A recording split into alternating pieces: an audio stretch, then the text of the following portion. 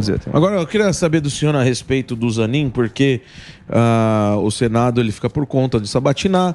Muita gente falou que não era bacana, né? O advogado do presidente ser indicado.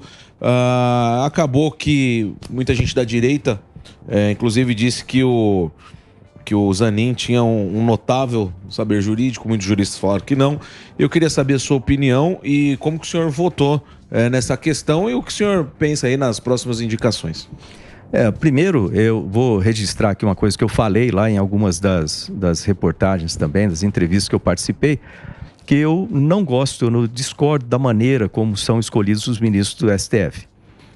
Eu não acho que seja a melhor maneira ser prerrogativa só do presidente fazer essa indicação. Isso pode gerar distorções. Sim. E eu não gosto disso. Eu acho que tem que ter uma maneira mais estruturada, que seja, entre aspas, mais democrática, inclusive, veja como o Ministério Público escolhe, por exemplo, ou outras instâncias. O ideal, do meu ponto de vista, é que você tivesse isso e tivesse também, como qualquer tipo de carreira importante, de oposição muito importante, certos critérios colocados. Quando você fala, notável saber jurídico, tem que descrever isso aí. Eu sou engenheiro, eu gosto de bullet, isso significa isso, né? Ou você se encaixa ou não encaixa. Eu acho que tinha que ter uma idade mínima, por exemplo, tem que ter um tempo de mandato, né, designado. Eu não gosto também de um mandato. Você fala, isso é para proteger a independência e etc. Mas eu acho que tem que ter um mandato, por exemplo, com todas as proteções. Como que o senhor votou? No caso do Zanin, o que aconteceu ali, né?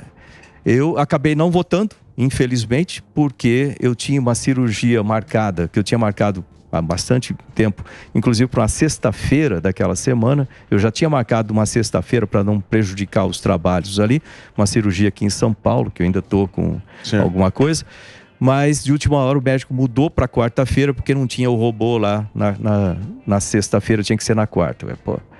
Aí pegou exatamente no dia em que teria votado teria não ou não?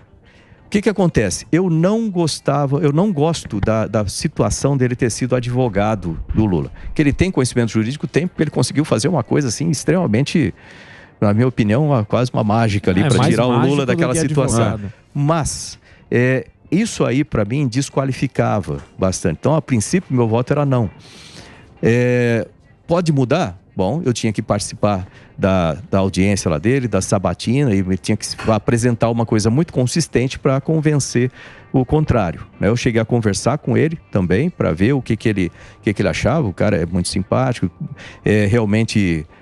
eu não sou bom advogado. Ele é bom, então é difícil você julgar essa parte jurídica. Fala bem. Por isso que eu esperava ver na sabatina, com a presença de outros que conhecem do setor, para que eu visse se mudava ou não mudava de opinião. Advogado Mas de isso que papai, aconteceu ali. advogado de papai é um bom advogado. Agora, o que tem que acabar é o seguinte, porque se você pegar a Suprema Corte tem que olhar lá a Constituição e falar, isso tá aqui, isso não tá. Isso tá aqui, não tá aqui. A grande burrada é o seguinte, hoje os caras legislam. Exatamente. Então você vai ficar lá essa discussão, a gente fica brigando aqui. Brigando, vai lá o deputado, briga com o cara do PSOL, aí entra o cara do Centrão, aí vai lá, que foi aprovado, pá, é aprovado o negócio. Um não gosta, joga pra lá, ele muda. Muda do jeito que ele quer. Ele muda, é o tapetão. Vocês lembram do Eurico Miranda? Opa!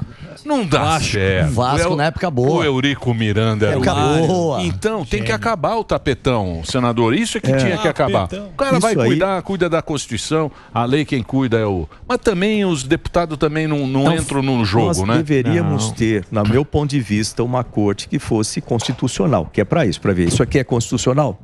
Não é. Veio lá um projeto de lei que foi votado, foi aprovado, etc. E tem uma reclamação, aquilo vai para ele, tem que analisar. Isso aqui é constitucional. Ok, não tem problema nenhum. Isso aqui não é constitucional. Volta para o legislativo corrige. Quem faz lei no país e modifica a lei é o legislativo. Sim. Tem que tomar muito cuidado com essa separação dos poderes. O legislativo, nós estamos lá representando a população, representa quase 11 milhões de pessoas lá. Então, a gente está ali com essa responsabilidade. E a gente também tem que fiscalizar os outros ali. Agora, tem que ter essa separação. O que não pode é ir para lá no STF, por exemplo, e vai lá no STF, você tem uma legislação positiva ou negativa, vamos chamar assim, né? Ou você tira, ou você coloca elementos, já tem um vácuo na lei aqui, então eu vou colocar alguma coisa como ministro. Então, não pode fazer mas isso é porque o legislador é frouxo. Deixou, exatamente. Deixou fazer. O legislador ele ficou com medo porque ele só pensa no voto, porque aqui no Brasil tem duas coisas, nós como que vamos lá votar, que vocês são políticos. Tem duas coisas que a gente é importante, na hora do voto e de pagar imposto. Sim, Só lembram de nós. Depois não serve mais pra nada. Só. Pagar imposto, vem bonito. Exato. Votar, vote em mim. E ir pra rua também gritar e tomar chuva. Então é isso que tinha que...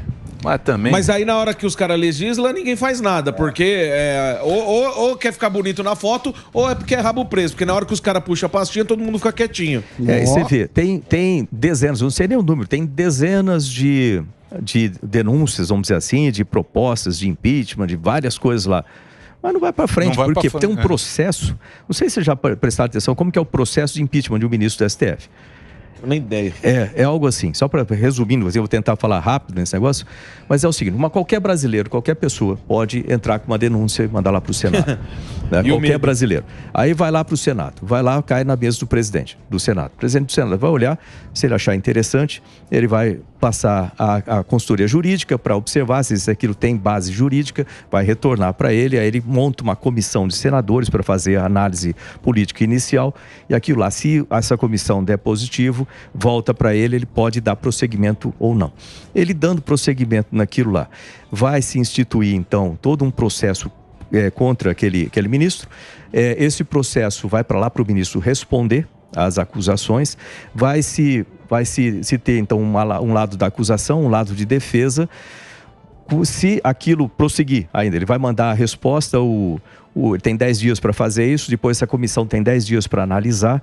Se prosseguir, está vendo esse modo de ser? Se prosseguir, essa comissão, o Senado, com essa comissão, vai instituir então um julgamento. Os senadores são os juízes, e o juiz do STF, o presidente do STF, vai lá para ser o presidente dessa sessão. Nessa sessão vai se apresentar a acusação, vai apresentar a defesa, e depois tem os votos, que tem que ter 2/3 dos votos. Aí você fica imaginando para isso aí acontecer. Demora um pouco. Quanta pastinha não tem que puxar, né? E tem outra coisa também, viu, que a gente tá conversando aqui, falando sobre isso. O que o cara vai ter que ver na outra eleição é a capivara do candidato. Puxar a capivara. Por quê? Não tem que ter nem multa. Porque os caras estão lá só... Tem um armário lá. Sim, tá tudo na gaveta. Cadeado. Vai puxando as pastinhas. Você não tem nada. Você não tem o rabo preso, né? Você não tem o rabo preso. O cara pode ter nem multa. Mas tem a capivara e eles estão só lá puxando. Tá guardadinha. Vai lá. Nem multa, senão... Então, na próxima eleição, coloca o nome do seu candidato e põe lá, capivara. Se tiver capivara, não vote. Vote que não tem capivara.